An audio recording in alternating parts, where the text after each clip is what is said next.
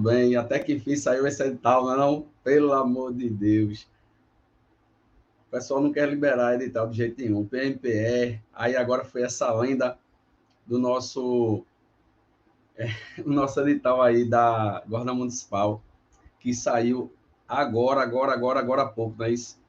Meus amigos, minhas amigas, antes da gente começar aqui a trabalhar nosso conteúdo aqui do edital, deixa eu ver só uma coisinha aqui.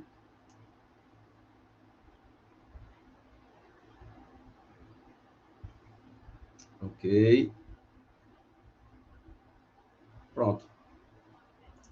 Nosso edital não está um edital muito difícil, né? Está bem tranquilo. Vocês que já vêm estudando há um certo tempo aí, umas pessoas que estão aí nesse momento já me conhecem. Sou o Renato Bezerra, professor de português. Já faz um tempo que eu trabalho no Estou Preparado, só que normalmente eu pego turmas presenciais aqui no Recife. Hora ou outra eu estou com o pessoal lá em Limoeiro fazendo aulão.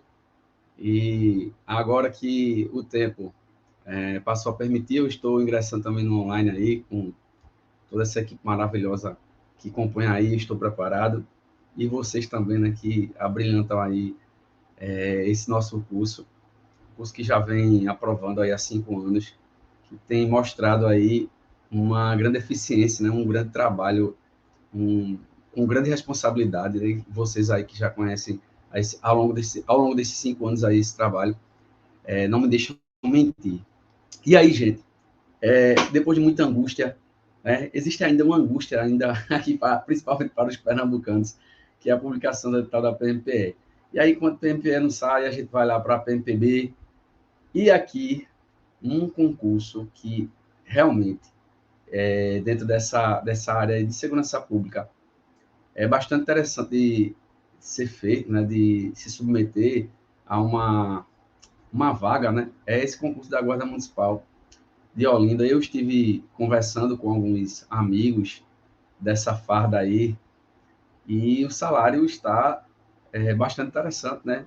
Apesar de a base, né, o piso salarial, ali, a base salarial, ela não ser tão convidativa, mas existem aí os acréscimos, né, as gratificações, e aí o salário, ele se aproxima aí de R$ 4.000 no final, que a gente ainda tem alimentação ali, né, e outras benesses.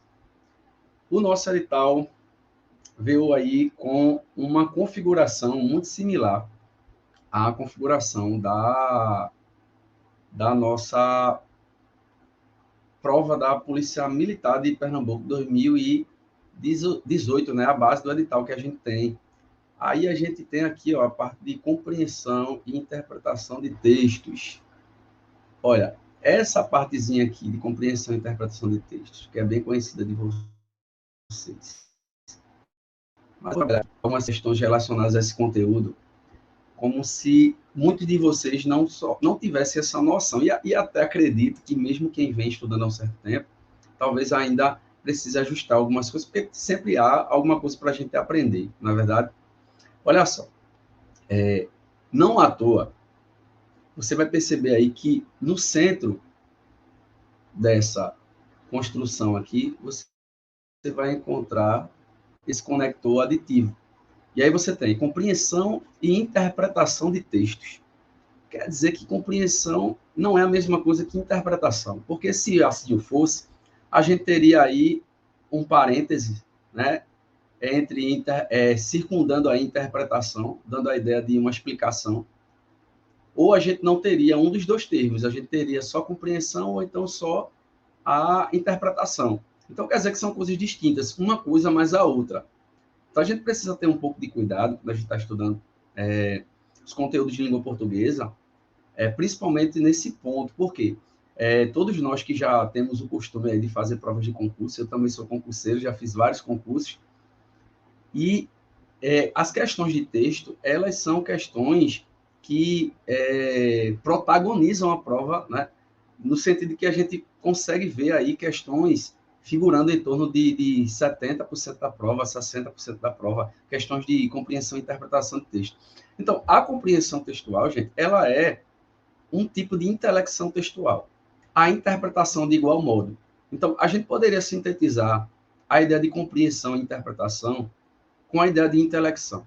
A intelecção textual é o processo de análise, de busca do sentido do texto. Então, a intelecção textual consiste justamente em você conseguir extrair o sentido do texto. Agora, essa extração de sentido, ela ocorre de duas formas. Ou, se você preferir ficar mais elucidativo nesse sentido, você vai perceber que a compreensão ela é um nível de intelecção. É um nível, olha, é um nível que eu costumo dizer, isso aqui é o solo. E os tomadas, tomadas. Você que estuda o que eu estou falando. E aí é como se, por exemplo, o texto fica assim, e a interpretação, ela ficasse numa, digamos assim, numa fica aqui, ó, no iniciozinho, tá? Na parte, o que isso quer dizer? Que a gente busca a intelecção textual no nível da compreensão, que é um nível raso, na literalidade do texto. Na literalidade do texto. Tá? Eu costumo usar um exemplo, né, que é o exemplo do ônibus. Meus alunos aí conhecem o exemplo do ônibus. Eu repito bastante esse exemplo. Eu tenho outros, eu tenho vários, é porque eu gosto mais desse. O exemplo do ônibus, quando você sobe no ônibus, né, pela porta da frente, quando você não desenrola para ficar sem pagar e entra por trás, você entra pela frente. É uma regra, né? Você entra pela frente. Aí o que acontece? Você vai lá e observa que no painel do ônibus tem lá, geralmente, né, uma plaquinha lá, sorria, você está sendo filmado. E aí, gente, o que é que o texto nos traz ali? Na sua literalidade. Você aí que é vaidoso, que se acha bastante belo, lindo, quando você vê uma placa como essa no ônibus, você faz o quê? Você sorri para a câmera? Certamente sim, né? Mas veja, você está analisando a literalidade do texto. É uma camada bastante superficial aqui, ó. Tá? Então, a camada superficial do texto, a compreensão, ela vai perpassar esse nível muito superficial, enquanto que a camada da interpretação ela é mais profunda. Você vai buscar o sentido que está implícito, que está oculto debaixo do solo. Então, quando você observa essa placa, essa plaquinha lá no painel do ônibus, na verdade, a finalidade comunicativa daquele texto ali não é fazer você sorrir. Né? Sorria, você está sendo filmado, então é como se fosse uma ideia de tornar os passageiros mais felizes durante a viagem, durante o trânsito. Não. A ideia ali, a finalidade comunicativa daquele texto é inibir possíveis assaltos, né? Porque não se sabe quais pessoas, de que índoles, se encontram naquele transporte coletivo. Então, é uma forma de fazer com que as pessoas que supostamente venham a pensar em assaltar o ônibus se sintam intimidadas sob pena de uma reprimenda legal aí, tá? A intervenção da polícia ou da própria justiça no desenvolvimento dessa questão. Então, você vai perceber que o que, na verdade, nós temos aí para fins de interpretação é dizer que aquela placa que literalmente fala para você sorrir porque existe uma câmera ali para te filmar, né? Para filmar você, essa ideia que vem nutrida ali pelo texto, digamos assim, implicitamente, não é o que consiste a literalidade. Não é no que consiste a literalidade. A literalidade, ela traz uma ideia que é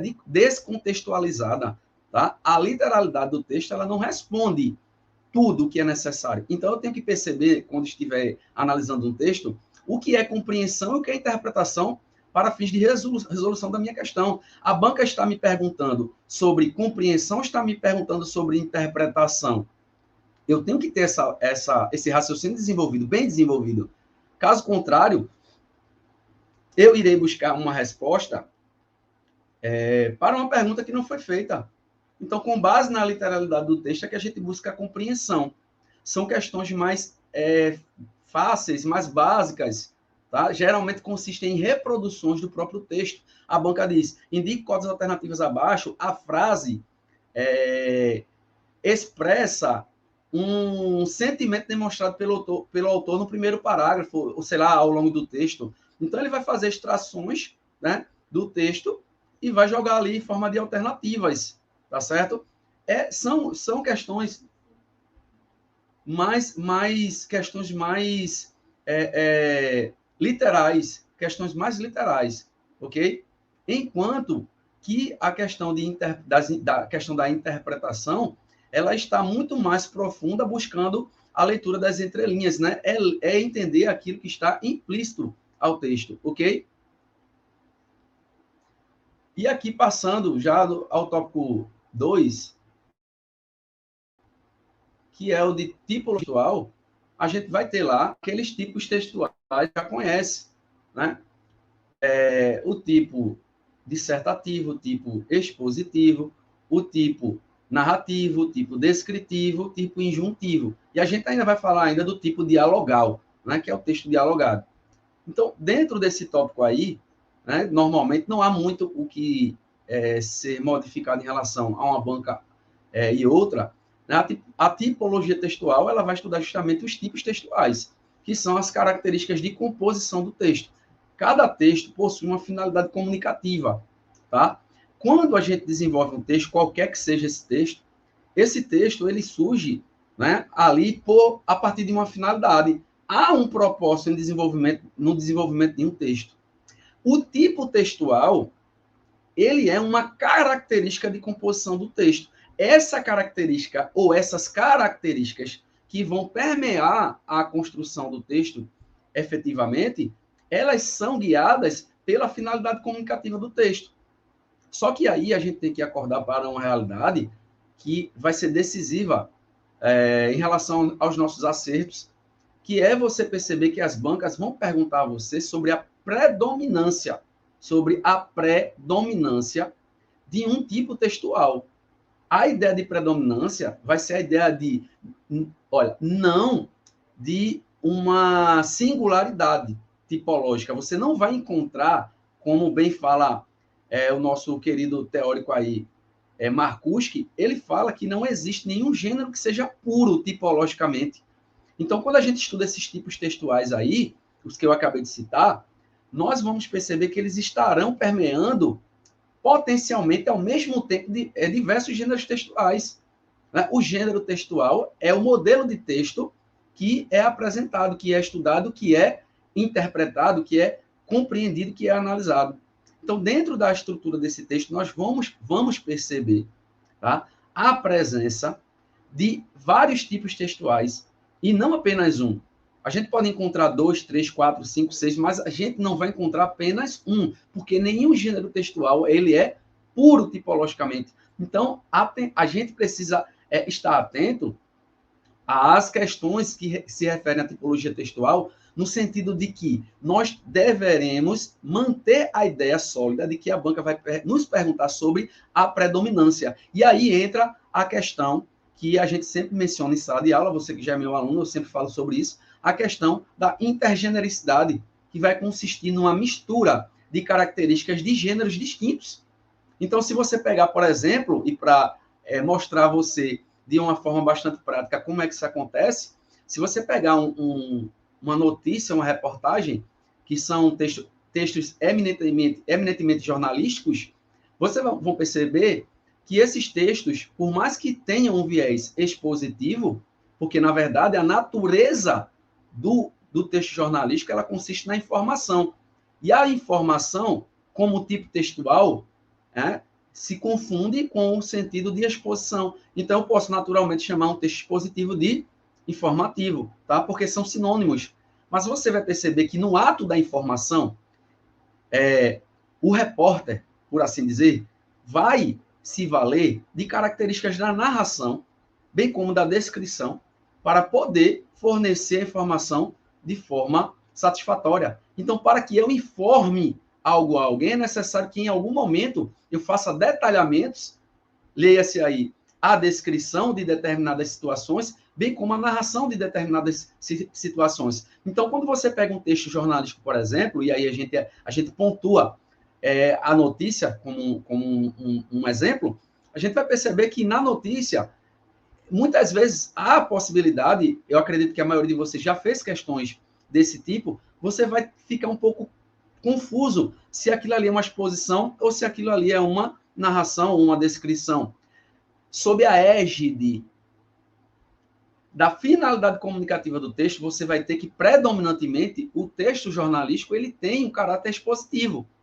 Isso não quer dizer que a característica da descrição, bem como da narração, não se instalem nesse texto, uma vez que a narração e a descrição são ferramentas sine qua non, no sentido de que sine qua non é sem o qual não, necessárias para a constituição da informação propriamente dita. Então, como eu consigo informar sem me utilizar de alguns artifícios da descrição, bem como da narração, para poder, digamos assim, elucidar aquilo que trago em termos de informação. Então, o ponto-chave da tipologia textual para fins de prova é você ter a noção de que você deverá analisar suas questões sob a égide da predominância. E o que será a predominância dentro do texto? Será coincidente com a finalidade comunicativa do texto. O texto jornalístico, leia-se aí, nesse caso, para nossos exemplos, a reportagem, a notícia, estaremos diante aí de narrações, descrições, que estarão permeando o texto como recursos, né, a fim de ser promovida a efetiva comunicação. Mas a natureza do texto, já na sua gênese, aponta para o quê? Para o tipo expositivo, informativo, porque o viés de criação da nossa notícia, né, o viés de surgimento, de criação, de constituição da nossa notícia, da nossa reportagem, é justamente o de expor, o de informar, ok? Então, nós deveremos pensar nesse ponto de predominância, porque nós encontraremos potencialmente vários tipos textuais ao mesmo tempo. Então, você vai encontrar uma narração, você vai encontrar uma descrição, você vai encontrar uma injunção. Se você pensar, por exemplo, numa receita, se você pensar, por exemplo, numa receita de um remédio, você vai encontrar lá no seu texto, bula de remédio, né, no gênero bula de remédio, a predominância da injunção, que consiste em quê? Num texto instrucional. A instrução é característica peculiar da nossa injunção, tá? Que é um texto eminentemente de caráter instrucional. Você perceberá lá a presença de verbos no imperativo. Esse será o maior destaque do texto injuntivo, tá? Mas, de outra banda, você também verificará, com toda certeza, partes da bula de remédio que se consubstanciarão em uma exposição. Quando você chega lá naquela partezinha que fala sobre os componentes da medicação, os componentes do remédio, você vai perceber lá que é similar ao que acontece numa receita de uma comida, por exemplo, uma receita de bolo. Você vai ter a forma de preparo lá do bolo, tá? Você vai ter lá, pegue 2 ovos, misture com trigo, mexa com 2 colheres de manteiga e tal. Veja, você vai ter uma instrução. Essa parte é injuntiva. Se você voltar à bula de remédio, você vai ver a parte da posologia, que é a forma de uso do remédio. Então, você vai ver lá a instrução. Tome 2 remédios, 2 comprimidos por dia a cada 12 horas e tal. Então, você vai ver uma predominância de verbos no imperativo. O texto como um todo, né, o gênero textual aí, bula de remédio, como também a receita do bolo, que são exemplos nossos aqui, tem a sua finalidade objetiva fazer com que uma pessoa consiga, no caso do bolo, uma pessoa consiga, sei lá, produzir, né, cozinhar, assar o bolo. Então, eu vou ter que instruí-la. Então, a finalidade comunicativa objetiva desse texto é instruir. Assim como a finalidade comunicativa objetiva da bula de remédio vai ser indicar a forma como o indivíduo deve utilizar o remédio. Mas não quer dizer que esse mesmo texto não seja permeado por outros tipos textuais. Então, a gente vai encontrar na própria bula de remédio descrições, acerca dos componentes. A gente vai encontrar também exposições dos componentes que integram a medicação. Na receita de bolo, né? Na receita de bolo, você vai ver também os ingredientes lá que estão no campo da nossa exposição, certo? Então, aqui, ó, saindo dessa redoma, e aqui na redoma do tipo textual, a gente tem objetivamente, a gente precisa de objetividade na hora de responder as questões. Buscar a predominância do tipo que se encerra na finalidade comunicativa do texto, ok? O texto surgiu para quê? Aí estará revelada a finalidade comunicativa do texto. E aqui, acerca da ortografia oficial. Deixa eu tomar só um golinho de água aqui, para molhar minha garganta. Acerca da ortografia oficial, o que teremos potencialmente? Acerca da ortografia oficial, nós teremos aí. O que é que nós teremos? O que é que nós teremos? Na ortografia oficial, estaremos falando lá, principalmente, da acentuação gráfica, que é um assunto que praticamente cai em todos os concursos, e as questões, de fato, elas imperam nas provas de concurso. É claro que, eventualmente, a gente pode não encontrar uma questão de acentuação gráfica, o que é muito, muito difícil. Então, no ponto aqui, ortografia oficial, você vai observar aqui embaixo, tá, que a gente tem, no quarto ponto, um tag sobre acentuação gráfica. A acentuação gráfica é um assunto que não deixa de estar inscrito na ortografia oficial. Então, quando a gente fala ortografia oficial, a gente está generalizando. É toda a regra de escrita, é toda a regra de, né, todo o padrão normativo de escrita. Então, a acentuação gráfica está dentro da ortografia oficial, tá? Só que a acentuação gráfica é um assunto específico da ortografia, tá? Então, o que vai se destacar na sua prova, nesse sentido aí, será a acentuação gráfica. Agora, a gente não pode deixar de acreditar que, por exemplo, regras de emprego de hífen deixarão de estar presentes na nossa prova, tá? O emprego de hífen, a gente também vai contemplar dentro dessa órbita da ortografia oficial, e algumas situações, né, relacionadas aos próprios termos que a gente chama de parônimos, né? A gente tem lá os parônimos homógrafos, né? A ideia de homografia, de mesma escrita, tá? Homografia. E a ideia de paronímia, tá? A ideia de paronímia. Paros quer dizer próximo, tá? Então, aquelas palavras que geralmente são encaradas pela nossa língua como palavras, né, notacionais, né? Situações notacionais da língua que envolvem lá a escrita aproximada, tá? Parecida, como é o caso do emprego dos porquês.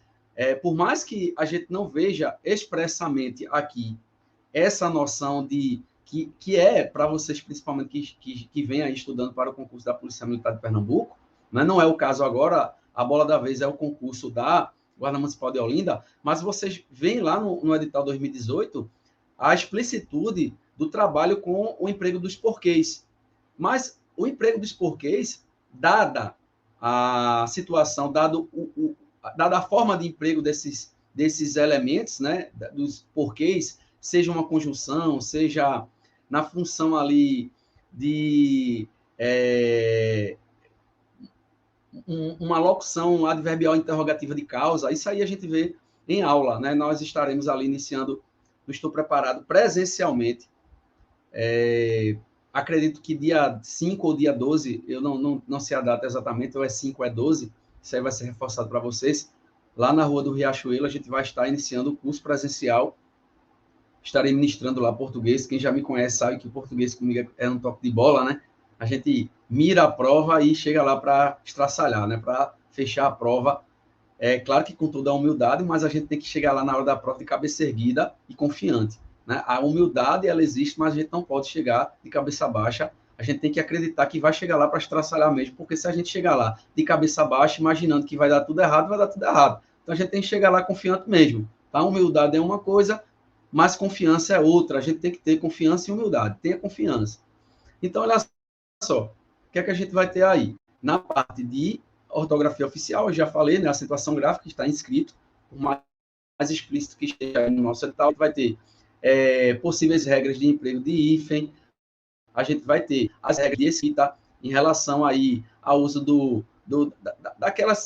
daqueles grafemas que normalmente nos dão algum tipo de dúvida, como o GJ, SS, S, cedilha, né, o emprego dos porquês, aquelas palavras como seção, né, que a gente vai ver aí uma paronímia enorme ali entre elas, tá? Enfim,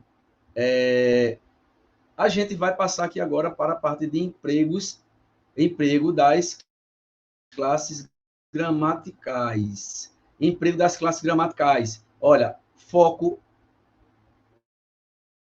nessa palavrinha aqui, ó. Emprego. Aqui não está sendo dito estudo das classes gramaticais. Aqui está sendo falado emprego, e há uma diferença em relação a como as questões serão elaboradas na sua questão de prova, em detrimento do que de fato representa esse termo. Você vai associar o termo emprego ao termo função e ao termo valor. As questões desse tópico virão com essa nomenclatura aqui, emprego, valor ou função. O que isso quer dizer? Isso quer dizer que as palavras, por mais que pertençam a uma classe gramatical específica, determinada, elas podem transitar, elas podem sair do âmbito da sua utilização original, regular, e funcionarem em outras situações. Funcionarem no sentido de que irão ter um valor diverso da sua classe gramatical original. Por exemplo, imagine que você tem um substantivo que numa determinada frase está funcionando como um adjetivo. Isso é possível? Sim. A gente está aqui diante da funcionalidade das classes gramaticais. Então, quando a gente pega emprego das classes gramaticais, ou emprego das classes de palavras, a gente não vai ter uma morfologia trabalhada lá de uma forma bastante tradicional e cristalizada. Aí eu pego a palavra relógio, digamos, e digo assim, relógio é um substantivo, porque está dando nome a um objeto. Porque o verdadeiro conceito de substantivo é justamente o que? A palavra que classifica, é a palavra que classifica?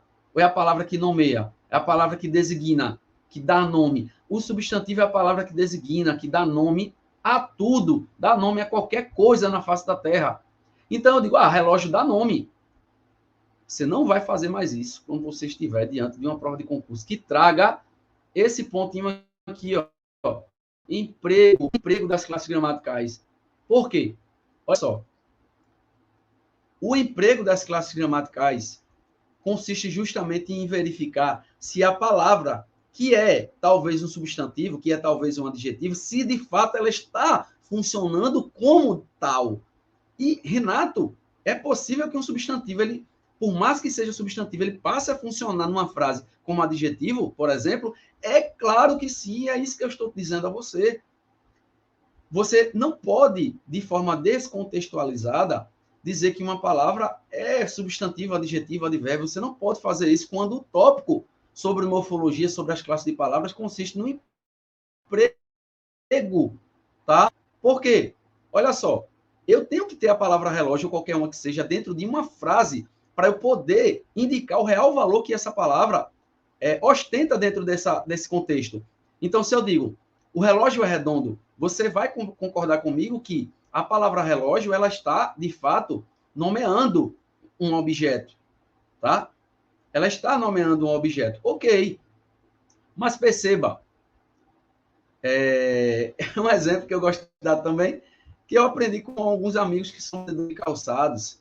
Olha, o cliente, quando ele vai a uma loja de calçados, e ele só faz perguntar, calçados ou vestuário?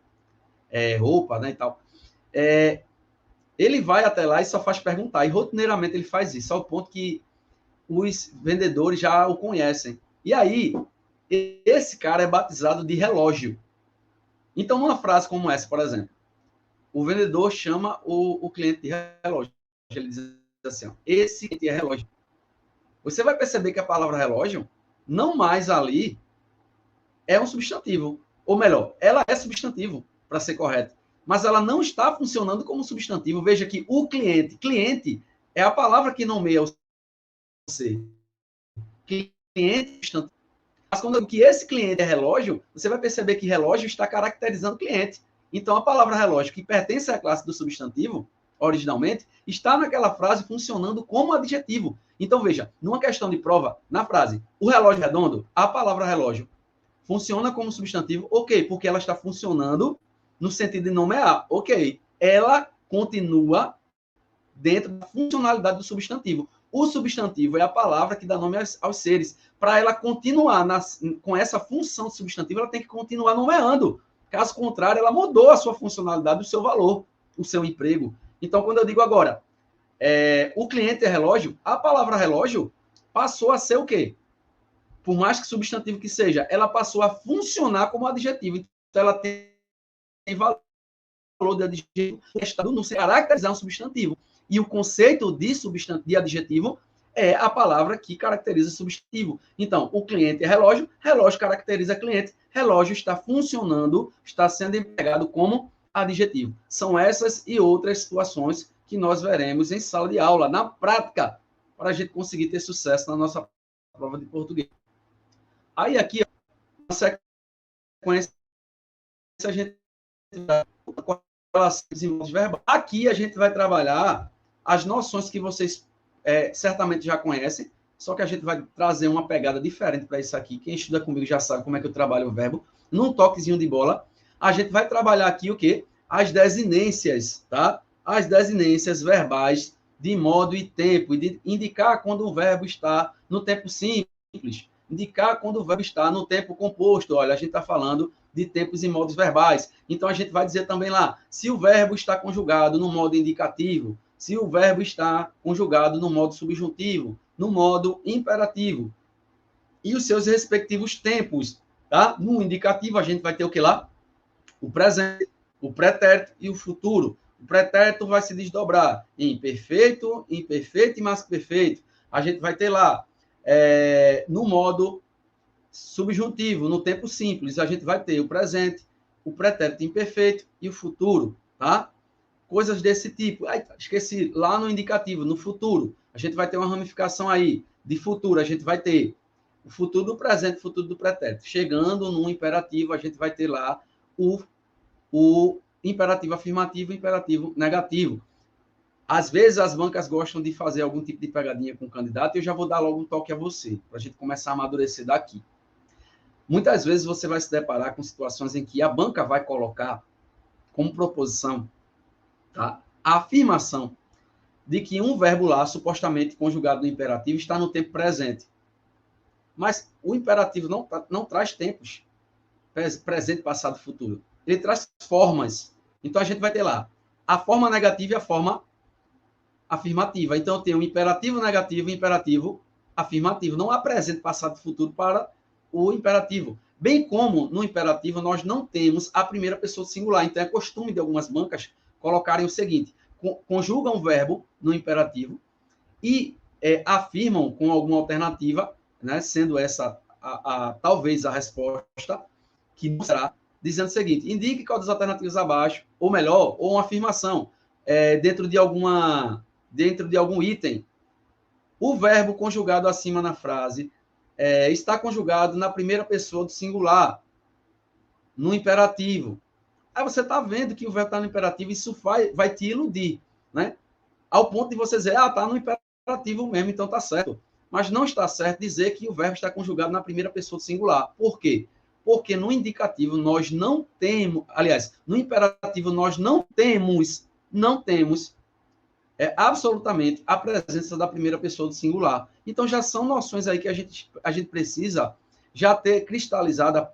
Olha, a gente já tem que estabelecer como paradigma tá? Alguns pontos que as bancas insistem em utilizar como pegadinhas,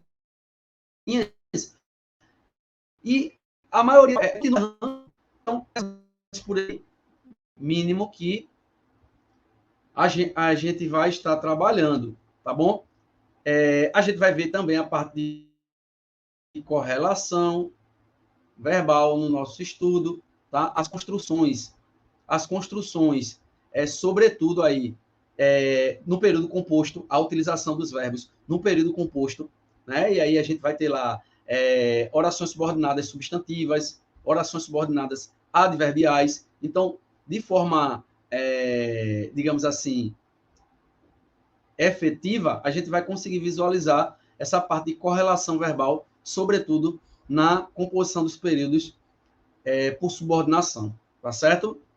E aí a gente vem aqui ao emprego do sinal de crase, mas antes disso, né, eu usei aqui a organização do próprio edital, mas a gente não vai passar o estudo do sinal indicativo de crase, e isso aqui deve ser levado em consideração e de uma forma bastante urgente.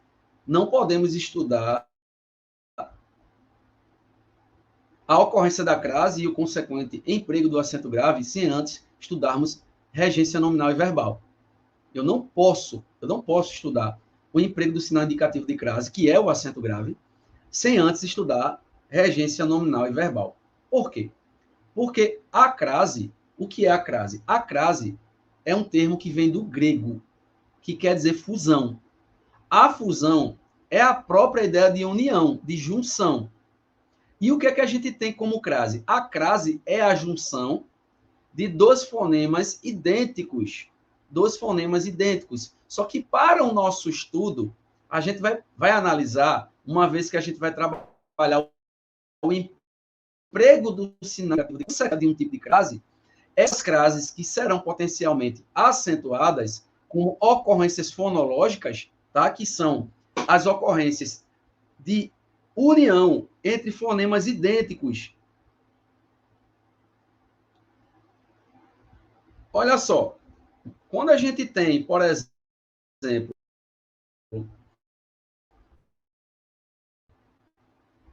o A,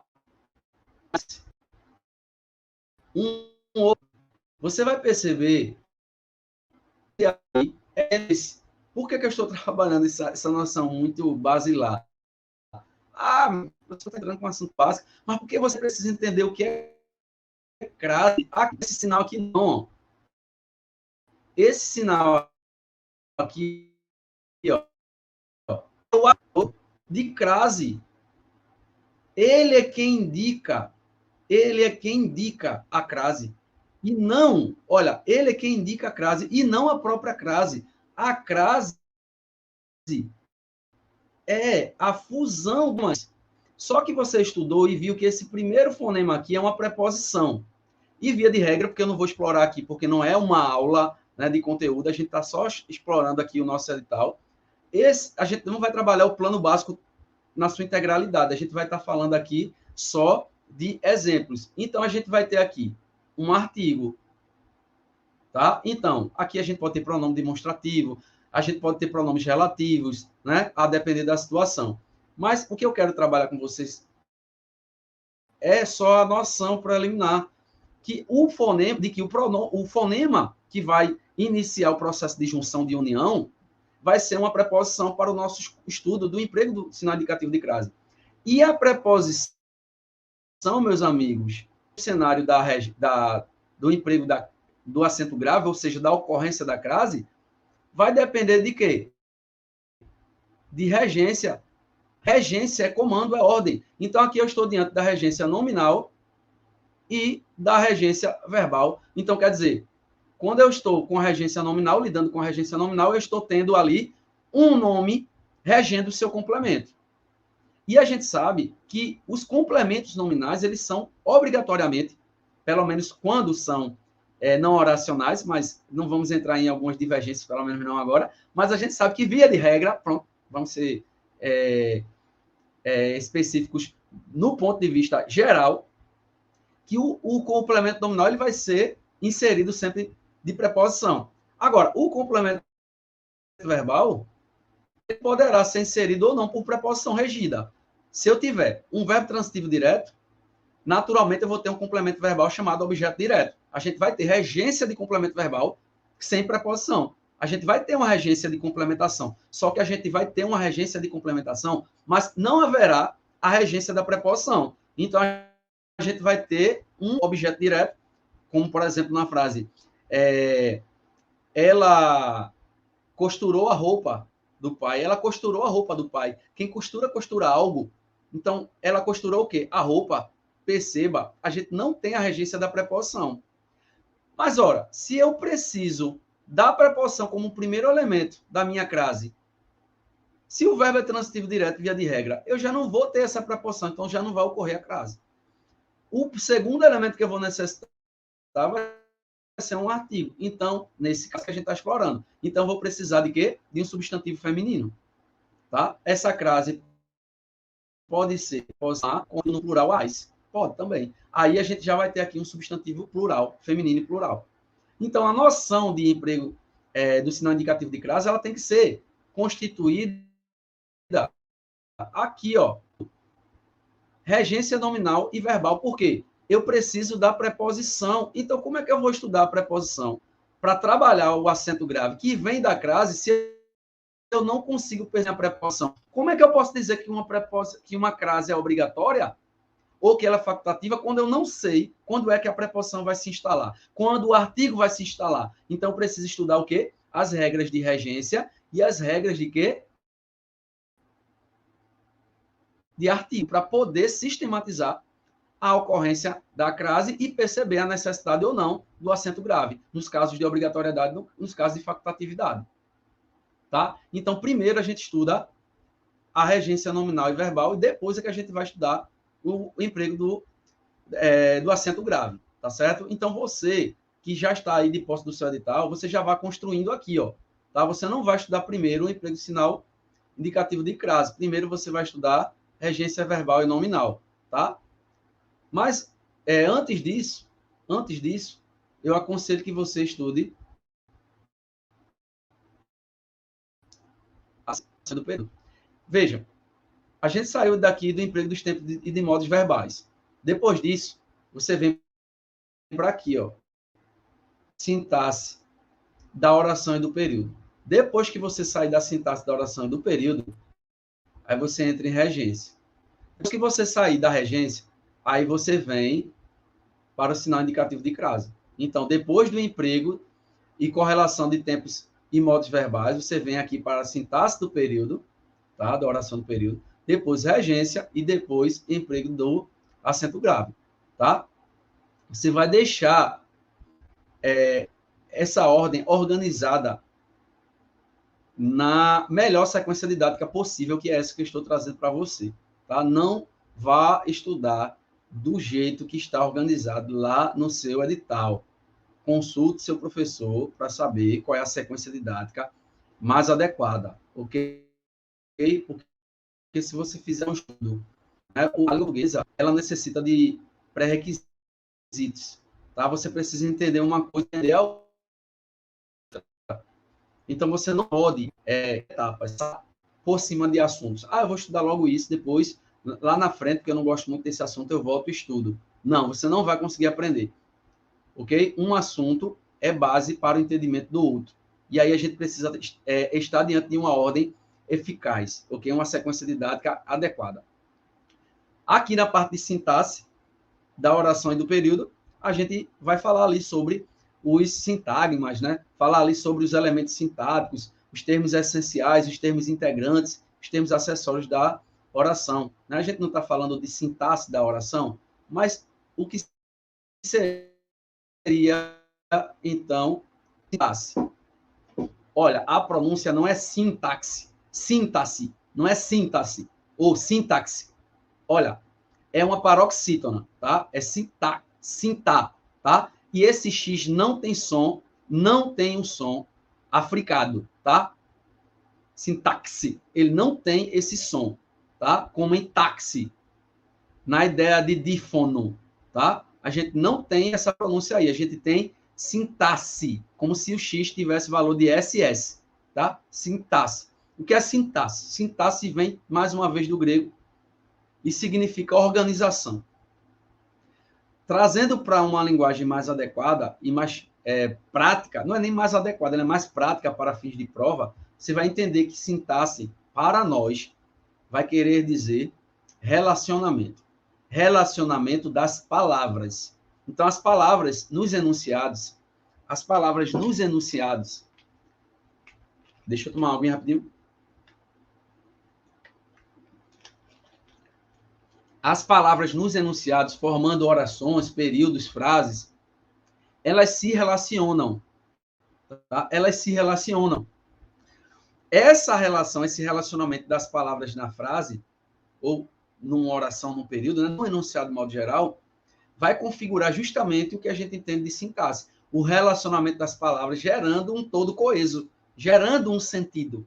Tá? Essa organização, sintaxe, essa relação, esse relacionamento, sintaxe, ocorre por meio da união, da aproximação de palavras que se relacionam entre si, formando sentido. Um sentido, que a gente chama de todo coeso. Na verdade, o que a gente tem é a morfossintaxe. Porque iremos nos valer de palavras que estão inseridas lá nas classes gramaticais, no estudo da morfologia, que, ao se relacionarem, estabelecerão um sentido contextual, um sentido sintático, um sentido relacional. Então, a sintaxe consiste em quê? No relacionamento das palavras formando enunciados. Enunciado é tudo aquilo que se expressa, tudo aquilo que busca transmitir algum tipo de informação. Então, quando você cria uma frase, você busca informar, transmitir. Tá? Quando você cria uma oração, um período da mesma forma. E aí, a gente vai trabalhar lá a sintaxe da oração, trabalhará lá os conceitos de frase, oração e período. Frase, todo enunciado que tem sentido. Oração, sendo bem simplório, né? Oração, todo enunciado constituído em torno de um verbo. Então, todo enunciado que tem verbo. Período é a união dos dois conceitos de frase e de oração. Então, a gente pode dizer que o período consiste em quê? Em enunciados que têm o sentido completo, bem como estruturados em torno de um verbo. Então, é a fusão, a união dos conceitos aí de frase e oração. Ok? O período também pode ser chamado de frase verbal. Por quê? Frase tem sentido, oração tem verbo. Frase verbal é um período. Ok? Então, a gente vai trabalhar isso dentro do período simples, né? Período formado, constituído por apenas uma oração, ou seja, a gente vai ter apenas uma única indicação verbal, e vai trabalhar o período composto, que vai trazer lá a coordenação e a subordinação. Ok? Períodos que se constituem a partir de orações coordenadas independentes, ok? Bem como de período, que no caso agora composto por subordinação, a gente vai ter esses períodos estruturados por orações que se relacionam subordinativamente, ou seja, com dependência entre elas. Então, é uma interdependência. Uma oração necessita da outra para poder existir. Tá? A gente está trabalhando aqui, em linhas gerais, o edital, né? Não é uma aula, a gente vai trabalhar no curso cada um desses pontos de forma bem específica e gradual, ok? É só para a gente ter uma ideia do que é que vai ser abordado na nossa prova e a gente ter a noção do que a gente precisa fazer, do que a gente precisa estudar. Você estará junto conosco lá no presencial, certamente a gente vai ter a oportunidade de deixar você aí na cara do gol. Aí cabe a você cabecear para dentro ou para fora, né? Cabe a você cabecear para dentro ou para fora. A gente vai cruzar na área. Aí você cabeceando para fora, aí fica difícil para a gente aqui, né? Cabeceie para dentro, tá certo? E no cantinho, lá no ângulo, que é para o goleiro não pegar. Aí a gente vai depois, ó, desse ponto aqui, trabalhar a parte de concordância. A concordância verbal e nominal. A parte de pontuação, meu amigo, minha amiga, meu guerreiro, minha guerreira, deixe para o final. Por quê? Quando você vai estudar pontuação, você vai estudar, você vai trabalhar tudo aquilo que você já viu na vida sobre a parte da gramática, né? Os conhecimentos gramaticais, a parte de pontuação, sobretudo que envolve o emprego da vírgula, é tudo aquilo que você já viu sobre morfossintaxe. Então, pontuação vai ser o último assunto que você vai trabalhar. Depois de tudo, você estuda pontuação. Deixa por último. Tá? É claro que a gente pode colocar pontuação depois da parte de sintaxe da oração e do período, já dá para trabalhar. Mas eu vou dizer uma coisa a você. Vá por mim, bota pontuação por último. Existem 1000 maneiras de preparar Neston. Essa que eu estou utilizando é uma, mas ela é eficaz. Coloque pontuação por último. Na parte de concordância verbal, a gente não tem muito o que falar, tem muito o que estudar. Mas sobre o que vai cair, na parte de concordância nominal, basicamente a gente vai ter o quê? O estudo dos determinantes do substantivo. Olha só, o substantivo possui classes gramaticais que o circundam, tá? Que o acompanham. Você vai pegar lá, por exemplo, um artigo, você vai perceber que o artigo vai acompanhar o substantivo. Então, o artigo é uma classe gramatical determinante do substantivo, porque ela acompanha o substantivo. Você vai ter o pronome fazendo isso. Você vai ter o numeral fazendo isso. Claro que o pronome e o numeral podem fazer isso, acompanhar o substantivo, ou podem substituir. Tá? Respectivamente, a gente vai ter o conceito de pronome adjetivo e de pronome substantivo. Mas o pronome, o fato é, o pronome e o numeral podem acompanhar substantivo. E aí eles se tornam determinantes nesse momento. E a gente também tem o adjetivo, que é um natural determinante do substantivo. Por quê? O adjetivo se refere eminentemente ao substantivo. Então, as classes gramaticais, que são chamadas de determinantes de substantivo, são artigo, numeral, pronome e adjetivo. Então, essas classes gramaticais, uma vez que acompanham o substantivo, elas vão fazer concordância com esse substantivo. O que é concordância nominal? É a concordância que os determinantes dos substantivos fazem com eles. Então, toda palavra que acompanha o substantivo, ela deve fazer concordância com ele, em gênero e número. Essa é a regra geral. Por outro lado, quando a gente chega na regra de concordância verbal, a gente vai ver o quê? O verbo concordando com alguma estrutura sintática. Essa estrutura sintática com a qual o verbo concorda é o núcleo do sujeito. Só que aí, vejam só, eu só posso falar de núcleo do sujeito quando eu estiver diante de um verbo pessoal. O que é o verbo pessoal? O verbo pessoal é aquele que admite sujeito. Sim ou não? Sim. Verbo pessoal é o verbo que admite o sujeito. Então, se o verbo é pessoal, ele vai concordar com o núcleo do seu sujeito. O núcleo do seu sujeito pode ser referente à primeira, à segunda ou à terceira pessoa do singular, bem como a primeira, a segunda, a terceira pessoa pessoas do plural. Então, o verbo é pessoal, ele pode fazer concordância com o núcleo do sujeito de 6 formas. De 6 formas. Isso com exceção lá no modo imperativo, porque a gente não tem a primeira pessoa do singular. Então, em todos os outros modos, o verbo pessoal pode fazer 6 tipos de concordâncias, ok? Respectivamente a cada pessoa do discurso. Primeira, segunda, terceira do singular, primeira, segunda, terceira do plural. No imperativo, a gente não vai ter a primeira pessoa do singular, então a gente só vai ter possíveis concordâncias. Ok. Mas e o verbo impessoal? O verbo pessoal é um verbo que não admite sujeito. Se o verbo não admite sujeito, não. Ele vai sofrer algum tipo de concordância? Vai. Há quem diga que verbo impessoal não faz concordância. Ele faz concordância. Agora ele só faz uma única concordância. Ele faz uma concordância de terceira pessoa singular. Você já viu nos seus estudos que o verbo impessoal concorda com a terceira pessoa singular. Vá lá naqueles verbos que indicam fenômenos naturais, né? No sentido literal, você vai perceber que esses verbos fazem concordância com a terceira pessoa singular. Então, esses verbos fazem concordância sim. Só existe um único verbo em língua portuguesa que não faz nenhum tipo de flexão. Você vai perceber, inclusive, que a concordância verbal consiste na flexão da estrutura do verbo. E quando o verbo altera a sua estrutura a fim de concordar, a fim de se adequar a uma determinada situação, ele está flexionando. Flexionar nada mais é que o quê? Que alterar. Flexão é alteração. Flexão verbal é alteração na estrutura verbal. Olha, o verbo é alterado. Veja que a forma primitiva de analisar o verbo vai se encontrar lá no infinitivo. Sim ou não? Então, quando você diz conjugue o verbo cantar, aí você diz na primeira pessoa do singular, no presente, no indicativo, fica assim, eu canto. Então, você vai perceber que o verbo cantar sofreu uma alteração na sua estrutura, a fim de estabelecer concordância com o núcleo do sujeito. Então, estou diante de quê? De uma flexão verbal de pessoa e número. É a mesma regra de flexão verbal, é a regra de concordância verbal, é o mesmo assunto.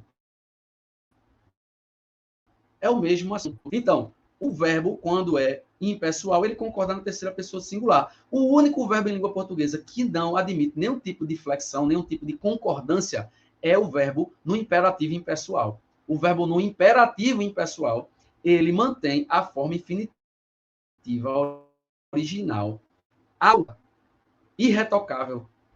Ok? O infinitivo pessoal, ele já vai estabelecer concordância com as respectivas pessoas do discurso. Então, o único verbo que não flexiona é o verbo imperativo, aliás, no infinitivo impessoal. Então, mesmo o verbo impessoal, eu não estou falando do infinitivo impessoal, eu estou falando do verbo impessoal. É uma coisa diferente. Esse verbo concorda na terceira pessoa do singular, certo? Então, a gente já tem que abrir os olhos para isso aqui, pois quando a gente estiver diante da concordância verbal, a gente vai precisar estabelecer as noções de verbo pessoal e verbo impessoal. Caso contrário, a gente vai fatalmente incorrer em algum equívoco. Por fim, aqui, terminando minha participação, gente, a gente tem aqui a parte de significação das palavras, que toca aí a parte de campo semântico, tá? A parte da significação das palavras não está necessariamente relacionada à ideia de sinonímia, está ligada à ideia de semântica, que semântica é sentido, não é isso? Mas não necessariamente ligada à parte de sinonímia. A ideia de sinonímia está atrelada à lógica da igualdade semântica, a igualdade de sentidos. A palavra não necessariamente e não será escrita da mesma forma. Ela não terá a mesma grafia. Não haverá uma homografia, uma mesma escrita. Haverá uma coincidência de sentidos, tá? Quando a gente fala de sinônimos. Mas aí a gente, dentro do campo da significação das palavras vai estar também falando dos antônimos, né? Da ideia de antonímia, que é a ideia de sentidos, o quê? Opostos. Anti, né? Anti. Tem mesmo sentido de contra, né? De algo contrário. Então, antônimo seria o quê? Um nome de sentido contrário, tá? A gente vai trabalhar também aí a parte de campo semântico, tá? O campo semântico, dentro da ideia de campo semântico, a gente vai trabalhar as questões de hiperonímia, as questões de hiponímia e o que são esses dois termos, o que é que eles representam. Olha, quando a gente fala de hiperônimo, a gente está falando, olha, hiper quer dizer grande, né?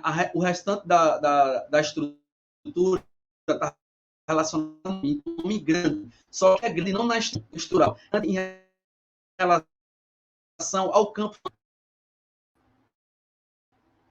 Evidentemente, o ônimo vai ser uma palavra que atinge um campo semântico mais elástico. Então, por exemplo, se você pegar a palavra veículo, né, e comparar com a palavra carro, você vai perceber que carro, que moto, tá? Que ônibus, caminhão, são tipos de veículos, sim ou não? Então, veja que a palavra veículo, ela traz uma redoma semântica mais ampla, né? O campo semântico, ele é mais amplo, ao ponto de você perceber que todos esses exemplos que eu dei de veículos, carro, a própria moto é um veículo, né? A bicicleta é um veículo, a carroça é um veículo, né? O caminhão, o ônibus, são espécies de veículos. Então, vejam que cada um desses exemplos aí representam, olha, hipônimos, hipo, quer dizer pequeno. Então, são nomes que mantêm uma estrutura, um valor semântico menos abrangente, né? Mais restrito.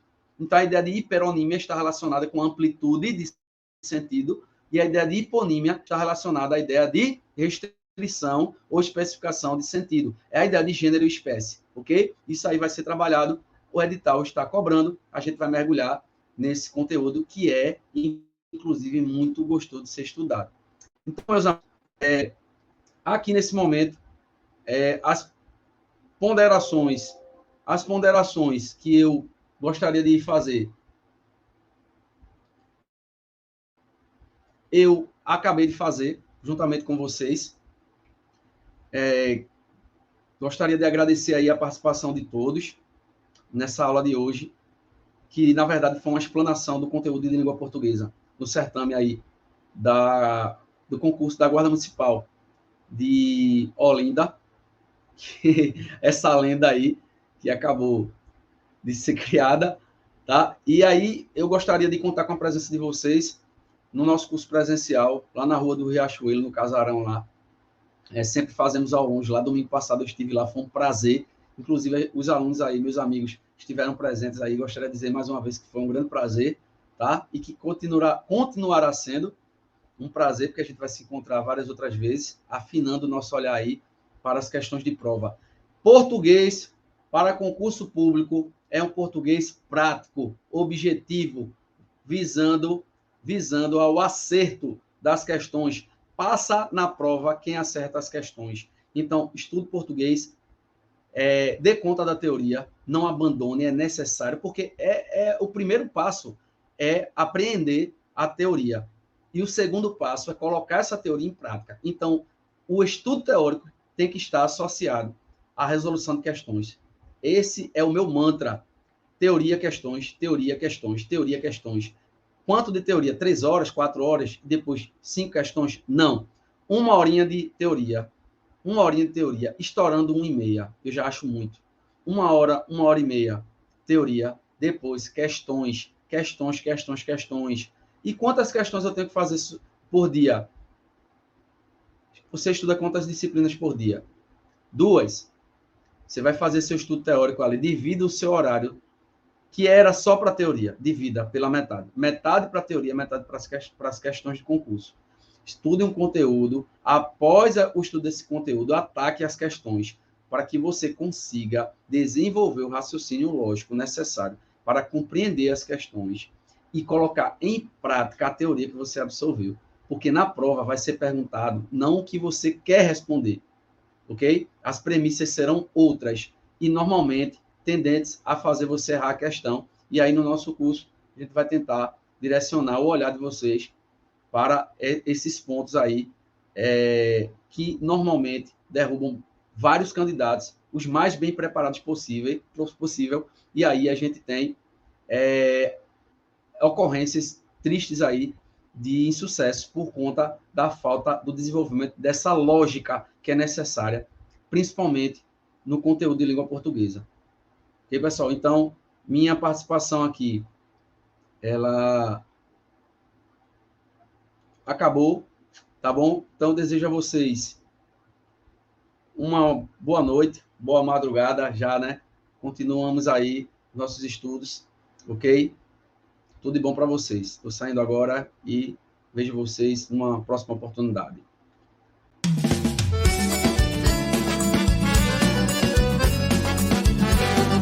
Arraiado concurseiro, até o dia 30 de junho, a plataforma Estou Preparado está com essa super promoção. Você pode encontrar cursos com até 70% de desconto. Isso mesmo, é uma oferta aí gigantesca para você que está se preparando para os concursos. Então, um arraiado de ofertas para você, disciplinado, para você que está aqui conosco, sempre nessa jornada, com atenção total na aprovação. Venha para a plataforma Estou Preparado e aproveite o Arraiado concurseiro.